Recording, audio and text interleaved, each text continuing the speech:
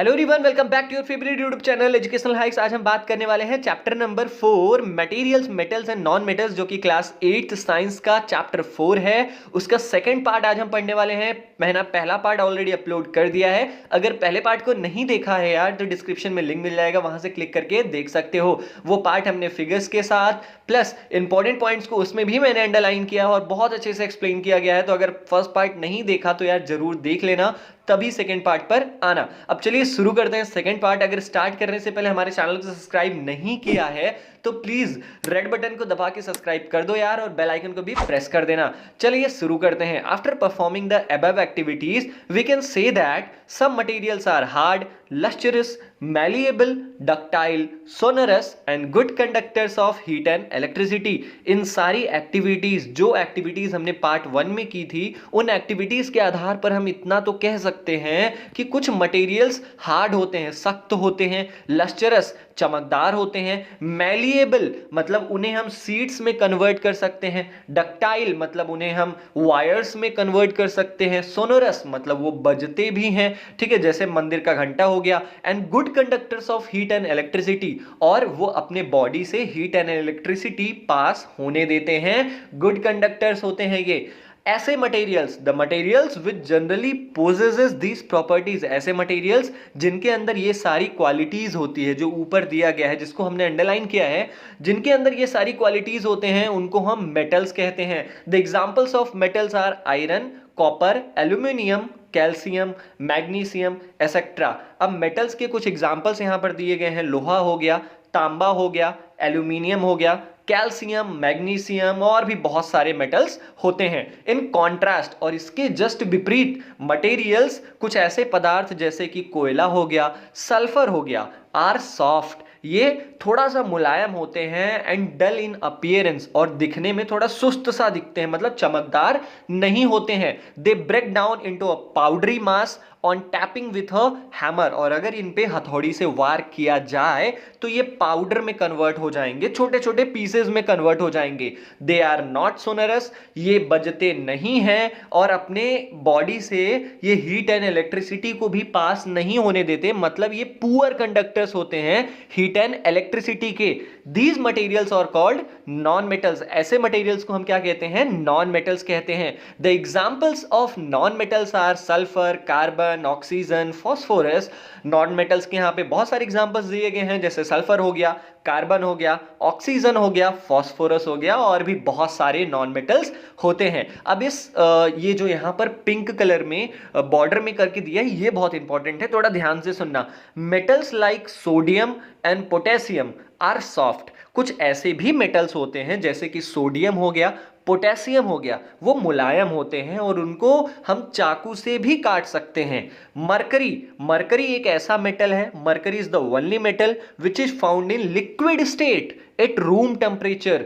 Mercury एक ऐसा metal है जिसको अगर रूम में रख दिया जाए, जो रूम का हमारे तापमान होता है, जो नॉर्मल तापमान होता है, उसमें मरकरी लिक्विड फॉर्म में पाया जाता है। These are exceptions. ये तीनों जो मेटल्स हैं, सोडियम, पोटेशियम और मरकरी, ये मेटल्स की प्रॉपर्टी को तो फॉलो नहीं करते, ये सख्त भी नहीं होते, ये शाइनी भी नहीं होते, लेकिन ये फिर भी मेटल्स कहलाते हैं, ये अपवाद हैं, ठीक है। 4.2 chemical properties of metals and non metals. अब हम पढ़ेंगे कि नॉन मेटल्स और मेटल्स की केमिकल प्रॉपर्टीज क्या होती है। हमने अब तक देखा कि उनकी फिजिकल प्रॉपर्टीज कौन सी होती है, ठीक है। तो केमिकल प्रॉपर्टीज में सबसे पहला जो हमारा एग्जांपल आता है, जो सबसे पहला पॉइंट आता है, वो है रिएक्शन विथ ऑक्सीजन। मतलब देखते हैं हम कि मेटल्स एंड नॉन मेटल्स जब ऑक्सीजन से रिएक्ट करते हैं तो ये एसिड फॉर्म करते हैं कि बेस फॉर्म करते हैं। चलिए इसको हम पढ़ते हैं। You are familiar with the phenomena of rusting of iron. तुम ऑलरेडी जो लोहे में जंग लगता है उस प्रोसेस को जानते हो, उस प्रक्रिया को तुम जानते हो। Recall the phenomena, recall the reaction which rust is formed. अब उसको तुम्हें फिर से याद करना है कि कैसे जंग लगता है, कौन सा केमिकल इक्वेशन उसमें फॉलो होता है, उसको तुम्हें याद करना है। मैं बताता हूं कौन सा केमिकल इक्वेशन होता है उसमें। You had also performed in class 7, तुमने क्लास 7 में एक्टिविटी परफॉर्म की होगी। हालांकि मुझे पता है आपने पढ़ा नहीं होगा, इसीलिए मैं यहां पर बता रहा हूं आपको कि आपने क्लास 7th में मैग्नीशियम रिबन को हवा में बर्न करने वाली एक एक्टिविटी देखी होगी, लेकिन याद नहीं होगा, उसके बारे में बताता हूं। You had learned that in both the processes, मतलब जो दोनों प्रक्रिया होते हैं, जो लोहे में जंग लगना, रस्टिंग ऑफ आयरन, और दूसरा burning of magnesium ribbon in air, ये दोनों प्रोसेसेस में क्या होता है, ऑक्साइड फॉर्म होता है। ऑक्साइड मतलब ये जब इनका जो रिजल्ट आता है, ये देखिए नीचे जो आयरन, ऑक्सीजन और वाटर में रिएक्शन हुआ है, इसमें देखिए जो इसका रिजल्ट आया है Fe2O3, इसमें भी ऑक्साइड फॉर्म हुआ है। जो नीचे मैग्नीशियम और ऑक्सीजन का रिएक्शन हुआ है, इसमें भी MgO ऑक्साइड का फॉर्म हुआ है कि नहीं। तो दोनों रिएक्शन में ऑक्साइड का फॉर्मेशन होता है। अब इसमें कहा है कि इन दोनों रिएक्शन को कंप्लीट करो, तो मैंने आपके लिए ये दोनों रिएक्शन लिख दिए हैं, यहां से आप नोट डाउन कर लेना। मैं आपको बता दूं, जब लोहा ऑक्सीजन और पानी के कांटेक्ट में आता है तो वो फेरस ऑक्साइड, जिसे हम जंग भी कहते हैं, वो बनाता है। मैग्नीशियम जब ऑक्सीजन के कांटेक्ट में आता है, एयर के कांटेक्ट में आता है, तो वो MgO बनाता है। समझ गए, मैग्नीशियम ऑक्साइड जिसे हम कहते हैं। अब एक्टिविटी 4.3 हम करेंगे, इसको मैं हल्का फुल्का बता देता हूं। इस एक्टिविटी में टोटल है क्या, लेट अस चेक। हमें चेक करना है, हमें पता करना है कि जंग जो होता है, रस्ट जो होता है, वो एसिड होता है कि बेस होता है। ठीक है, इसके लिए तुम्हें क्या करना पड़ेगा, collect a spoon full of rust. तुम्हें एक चम्मच जंग, जंग मतलब अब समझ रहे हो, कहीं भी कोई लोहा आपका अगर जंग लगा हो उसमें, तो उसको जब आप पीटोगे तो छोटे छोटे थोड़े थोड़े टुकड़े निकलेंगे।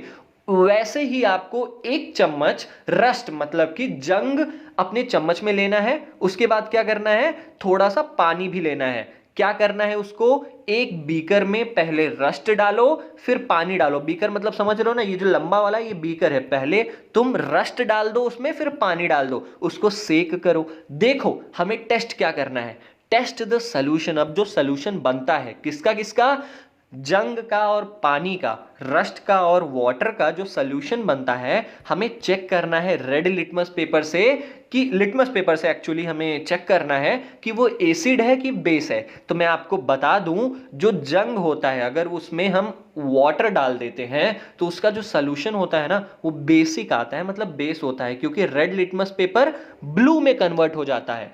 जहां भी हमें ब्लू में आ जाए तो ब्लू का मतलब ही होता है बेस। ठीक है, और रेड का मतलब क्या होता है, एसिड। लाल घंटी खतरे का निशान होता है ना, वैसे ही रेड का मतलब एसिड। ठीक है, आगे चलते हैं हम।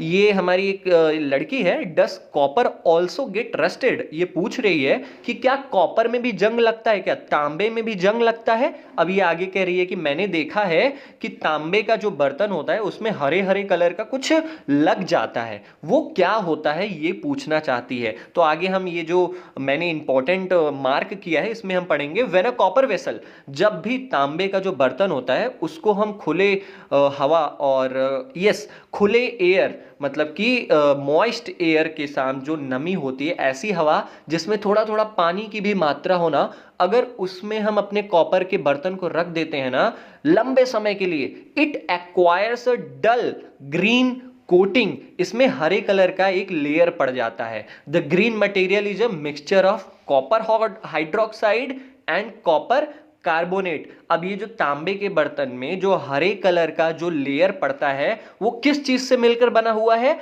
एक तो कॉपर हाइड्रोक्साइड जिसका केमिकल फॉर्मूला है COOH2, और दूसरा कॉपर कार्बोनेट जिसका केमिकल फॉर्मूला है CuCO3। रिएक्शन कौन सा होता है ये देख लो, copper water CO2 plus O2, इतने को मिला के हमारा रिजल्ट आता है CuOH2 मतलब कॉपर हाइड्रोक्साइड, और CuCO3 मतलब कॉपर कार्बोनेट। आई थिंक आपको समझ में आ गया होगा। आगे चलते हैं। Now recall the activity of burning magnesium ribbon. एक बार फिर से याद करिए, जब आपने मैग्नीशियम रिबन को हवा में जलाया था, मतलब Mg, मैग्नीशियम मतलब Mg, ऑक्सीजन, हवा मतलब ऑक्सीजन ना, Mg plus O2 gives MgO। यही रिएक्शन को आपको याद करना था, मैंने आपको बता दिया। The S obtained on burning magnesium ribbon is dissolved in water and tested for its acidic basic nature. अब हमें क्या करना है, जो मैग्नीशियम रिबन को हम जलाते हैं तो उसका जो राख निकलता है उसको हमें पानी में क्या करना है, घोलना है और टेस्ट करना है लिटमस पेपर से कि ये एसिड है कि ये बेस है। चलो मैं आगे बताता हूं। इज द सॉल्यूशन एसिडिक और बेसिक? हमें पता करना है कि जो मैग्नीशियम रिबन के जलने से जो हमारा राख होता है उसको हम अगर पानी में मिलाते हैं तो एसिड मिलता है हमें कि बेस मिलता है। हम ये कैसे पहचानेंगे? How do you ascertain this? You must have observed that the red litmus turns blue. जब तुमने मैग्नीशियम रिबन के राख को पानी से मिलाया होगा और फिर लिटमस पेपर से जब चेक किया होगा तो तुमने पाया होगा कि रेड लिटमस जो होता है वो ब्लू में टर्न हो जाता है। तो ब्लू का मतलब क्या बताया था मैंने? ब्लू का मतलब base. So oxide of magnesium is also basic in nature. और इसलिए हम बोल सकते हैं जो हमारा रस्ट ऑफ आयरन वाला जो हमने एक्टिविटी की थी उसमें भी वहां पर बेसिक निकला था। यहां जो हम मैग्नीशियम रिबन वाला रिएक्शन कर रहे हैं यहां पर भी बेसिक निकल रहा है। तो हम ऐसे कह सकते हैं कि जो मेटल कोई भी मेटल अगर वो ऑक्सीजन के कांटेक्ट में आता है तो वो हमेशा हमें क्या देता है? बेस देता है। फिर से जान लो क्या देता है? बेस। वही यहां पर लिखा गया है कि इन जनरल आमतौर पे जो मेटेलिक ऑक्साइड्स होते हैं वो बेसिक होते हैं नेचर में। ठीक है, let us now observe the reaction of non metals with oxygen. अब हमें पढ़ना है कि जब नॉन मेटल्स ऑक्सीजन से रिएक्ट करते हैं तब क्या देते हैं? एसिड की बेस। हमने अब तक देखा जब मेटल्स ऑक्सीजन से रिएक्ट करते हैं तो क्या देते हैं? बेस देते हैं। अब हमें देखना है कि जब नॉन मेटल्स ऑक्सीजन से रिएक्ट करते हैं तब क्या देते हैं वो। यहां पे एक एक्टिविटी है 4.4, इसमें क्या लिखा गया है? आपके टीचर ये एक्टिविटी करवाएंगे, वही लिखा गया है यहां पर। Take a small amount of powdered sulphur. आपको क्या लेना है? सल्फर का पाउडर लेना है, उसको डिफ्लैग्रेटिंग स्पून। यहां पर मैं फिगर देखो एकदम ध्यान से मैं आपको बता देता हूं करना क्या है। ये जो आपको स्पून दिख रही है ना, देसी भाषा में ये जो चम्मच दिख रही है आपको, इस चम्मच में देख रहे हो येलो कलर का सल्फर पाउडर है। आपको उसे गर्म करना है और गर्म करके एक ऐसा जो दिख रहा है ना, ये ग्लास का जो बर्तन दिख रहा है आपको बड़ा सा, इसमें वो चम्मच जब सल्फर जलने लगे सीधा आपको वो चम्मच उठा के इस बर्तन में डाल देना है, फिर ढक्कन बंद कर देना है।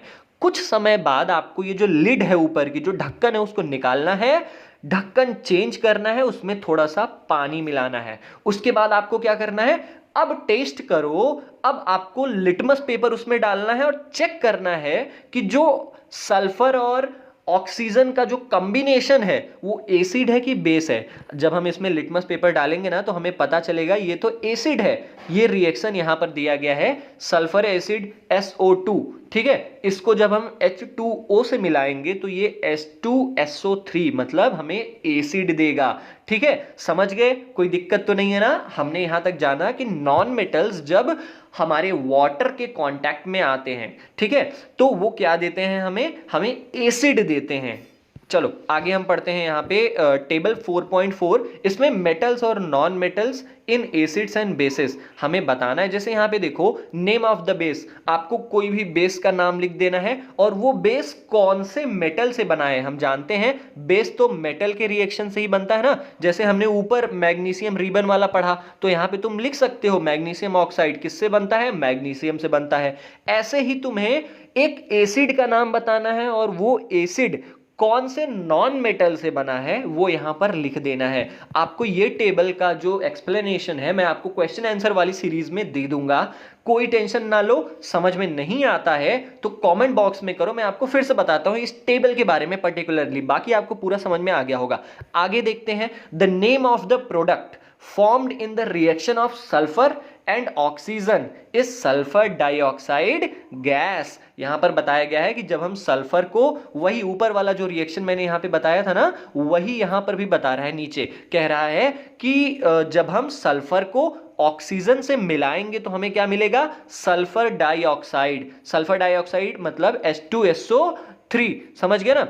चलो, ये रिएक्शन का नाम यहां पर दे दिया है इसने कि सल्फर डाइऑक्साइड SO2 हो गया। वाटर का केमिकल फॉर्मूला क्या होता है? H2O होता है। जब SO2 और H2O मिलता है तो H2SO3 देता है। When sulphur dioxide is dissolved in water, sulphurous acid is formed. मैंने आपको पहले ही बताया है कि जब सल्फर जो कि नॉन मेटल है, जब वो ऑक्सीजन के कांटेक्ट में आता है, कोई भी नॉन मेटल जब ऑक्सीजन के कांटेक्ट में आता है तो वो हमें क्या देता है? एसिड देता है। ठीक है, the sulphurous asset turns blue, litmus paper red. और अगर जब हम चेक करेंगे इसके रिजल्ट को, जो सल्फर डाइऑक्साइड और वाटर के कॉम्बिनेशन से जो बना है, इसको जब हम चेक करेंगे लिटमस पेपर से तो हम देखेंगे ब्लू लिटमस पेपर रेड में कन्वर्ट हो जाता है। मतलब रेड का मतलब खतरे की घंटी, खतरे की घंटी मतलब एसिड। समझ गए ना? Generally oxides of non metals are acidic in nature. तो हमें इन सारी चीजों से पता चलता है कि कोई भी नॉन मेटल जब ऑक्सीजन के कांटेक्ट में आता है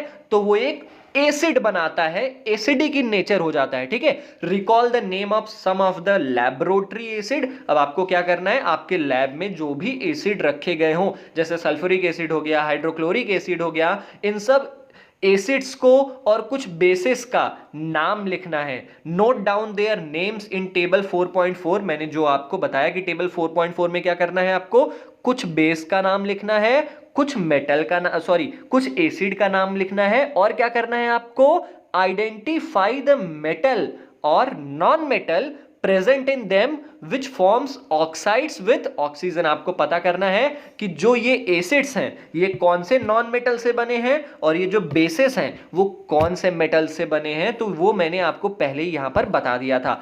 आगे का पार्ट हम नेक्स्ट पार्ट में पढ़ेंगे। जो आगे का चैप्टर का जो पोर्शन बचा हुआ है हम नेक्स्ट पार्ट में पढ़ेंगे। आई होप आपको समझ में आया होगा। अगर समझ में आया हो तो यार वीडियो को शेयर जरूर करना, क्योंकि आपके जैसे ही बहुत सारे ऐसे हैं जिनको हेल्प की जरूरत है, जिनको एक अच्छी एक्सप्लेनेशन की जरूरत है, लेकिन उन्हें मिल नहीं पाती है। तो आई होप वीडियो आपको पसंद आया होगा। मिलते हैं अगली वीडियो में, तब तक के लिए जय हिंद।